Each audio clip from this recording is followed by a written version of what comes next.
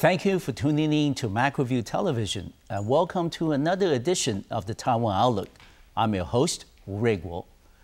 We know that over the years, Taiwan's public television service has been engaged in a number of international projects and co-productions with partner stations around the world. And on today's program, we're delighted to have a very special guest, Ms. Zhang Shuhua from the International Department of Taiwan's Public Television Service to share with us her years of experience in terms of international projects and co-production. Shuhua, welcome to the program. Hello, everybody. It's my pleasure to be here. Yes, it was a pleasure to have you here on the program. And as I said at the beginning, Shuhua, that over the years, Taiwan's Public Television Service has been an active participant in a number of international projects and co-productions. And you, being the project manager, also producer from the international department, of course, was a big part of the whole process.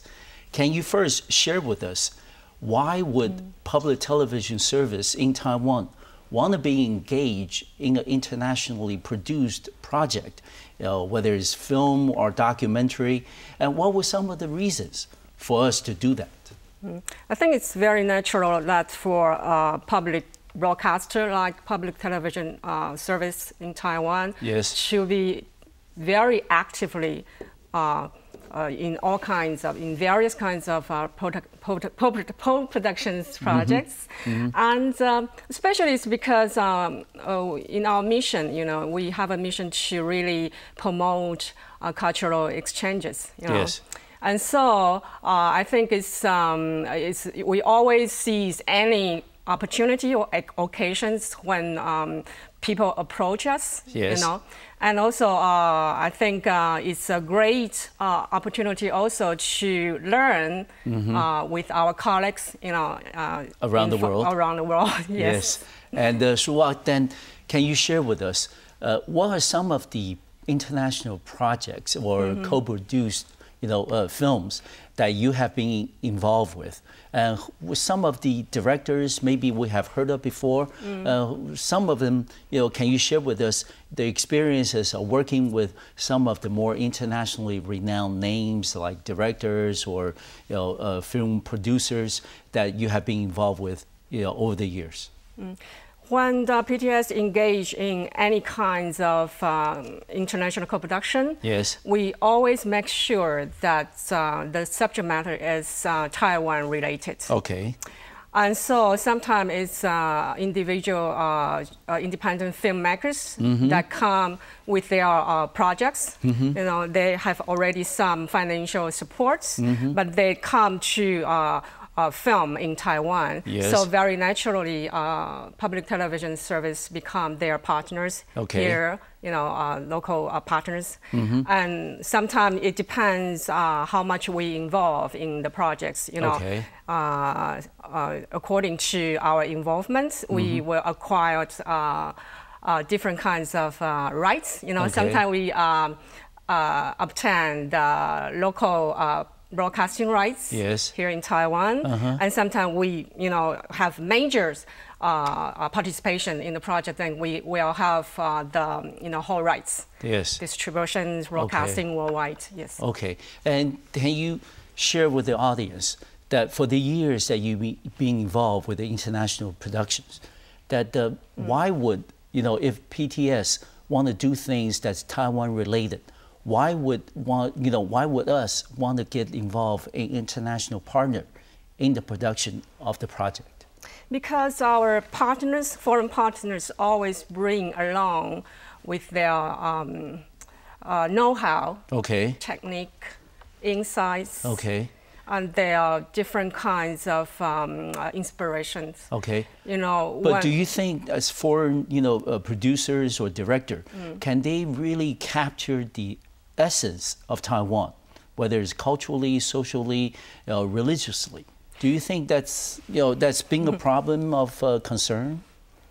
Not really. I think it's we have to exchange our viewpoints. Naturally, yes. Yeah, all along the way, and gradually, it's we come to mutual understanding that personally, I think Taiwanese know better the subject of course, than our foreign partners and okay. producers or directors. Yes. But they come with a very humble attitude, okay. They do know that we know better the story. But they just want to bring us different kinds of angles, okay. All right. because they try to introduce interesting story to our global audience, yes. to their local, So by there. working with, foreign producers and director, would you think that make a project as Taiwan related or Taiwan centered an easier sell to international audiences around the world? Of course, of course. And can you then share with us some of the projects that you remember being involved and being part of? And can you tell us why, in the first place, that after you joined the public television service here in Taiwan back in 1998, if I'm not mistaken, that why did you get involved in the process in the beginning? Actually, in 1988, I'm not in the... No, 1998. 1998, yes. Yeah, I'm not yet in the international department. I work in the planning department, actually. Okay, good. And we, in the acquisition service, we purchase foreign films. So then we, have programming of foreign films. Okay. What were the criteria that you used in terms of which film to purchase and which films you're going to pass? Normally, it's the kinds of film with issues that will interest our local audiences. Okay. And also... for example, what were some of it? Environmental issues or global warming issues? And maybe that wasn't very hot topic back then, but what were some of the things that you picked? Some religious topics. Okay. Like Islam and all kinds of others. Yeah. Okay. How about some of the more better known religious activities that we have in Taiwan? For example, Mazu on tour. Every year takes place in the month of April and May. Did we ever get involved in the process of telling the world what the Mazu on tour project's all about?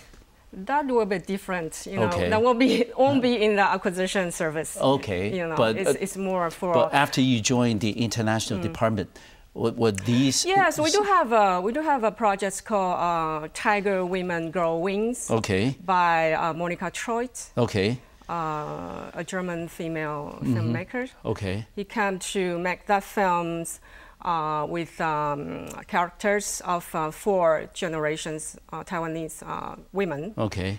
And in that film, okay. he really, touched the issues of religions. Okay. And we have Maju in the film. Of course, you probably been, had the experience of working with different directors, different producers from around the world.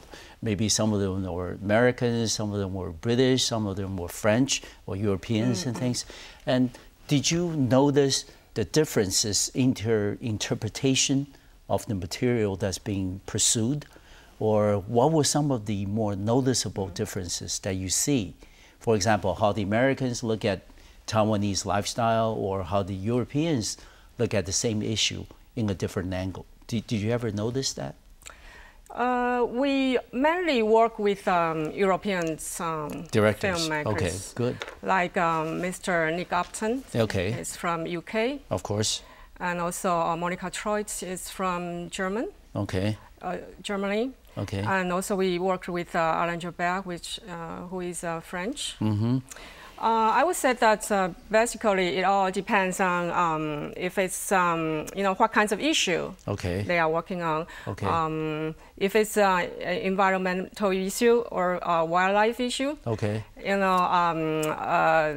Europeans' approach is much more visual. Okay. And that's different from others.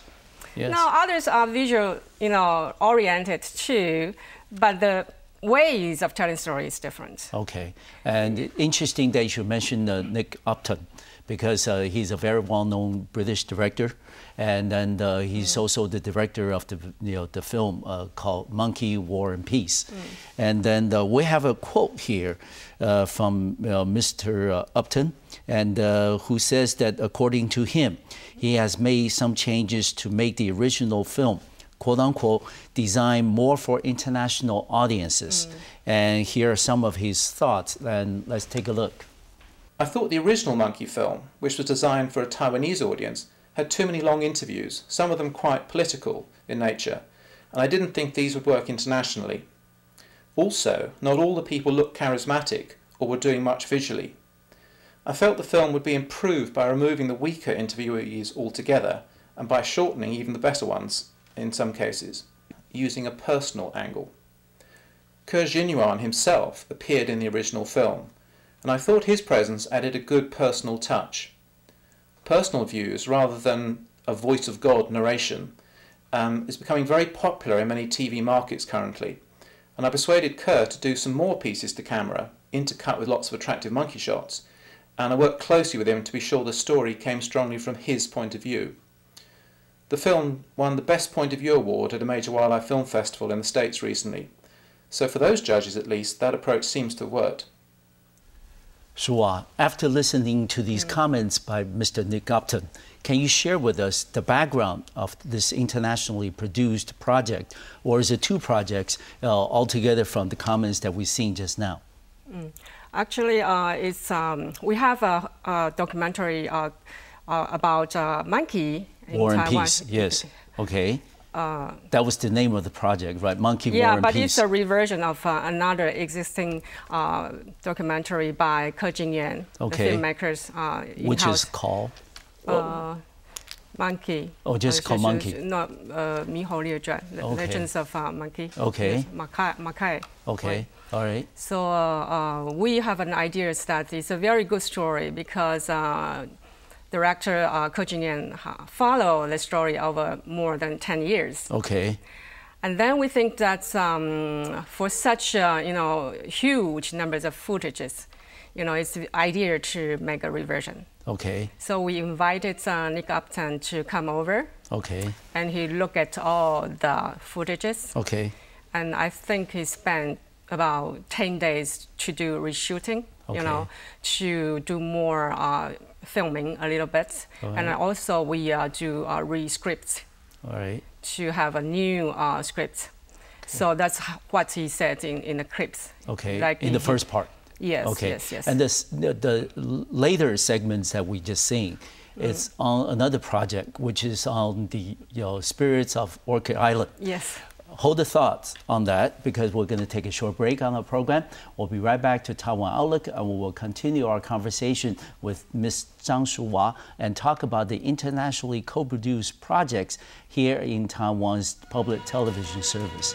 I'll see you in a few minutes.